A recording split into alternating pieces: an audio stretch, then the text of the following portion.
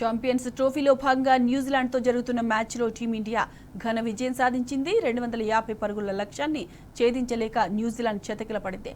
మొదట బ్యాటింగ్ చేసిన భారత నిర్ణీత 50 ఓవర్లలో 9 వికెట్ల నష్టానికి 249 పరుగులు చేసింది.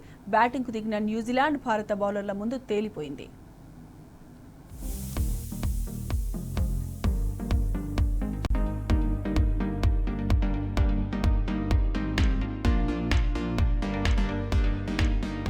ఛాంపియన్స్ ట్రోఫీలో లీగ్ దశను టీమిండియా ఓటమి లేకుండా ముగించింది.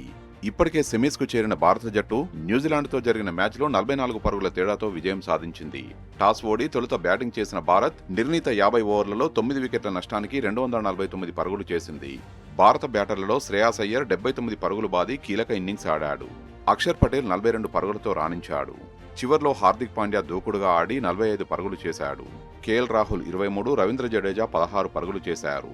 రోహిత్ శర్మ 15, శుభ్మన్ గిల్ 2, విరాట్ కోహ్లీ 11 పరుగులకే నిరాశపరచడంతో భారత్ 30 పరుగులకే 3 వికెట్లు కోల్పోయి కష్టాల్లో పడింది.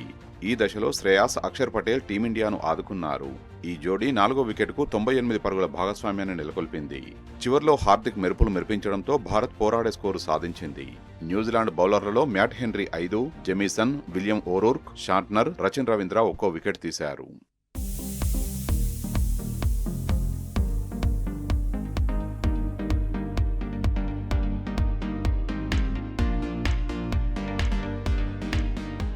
లక్ష్య ఛేదనలో భారత స్పిన్నర్ల దాటికి న్యూజిలాండ్ 45.3 ఓవర్లలో 205 పరుగులకే కుప్పకూలింది.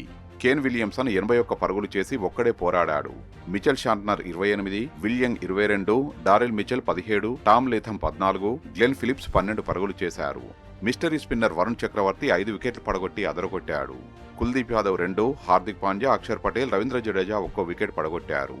ఈ గెలుపుతో గ్రూప్ ఏలో అగ్రస్థానంలో నిలిచిన టీమిండియా తొలి సెమీఫైనల్ ఆస్ట్రేలియాతో తలపడనుంది.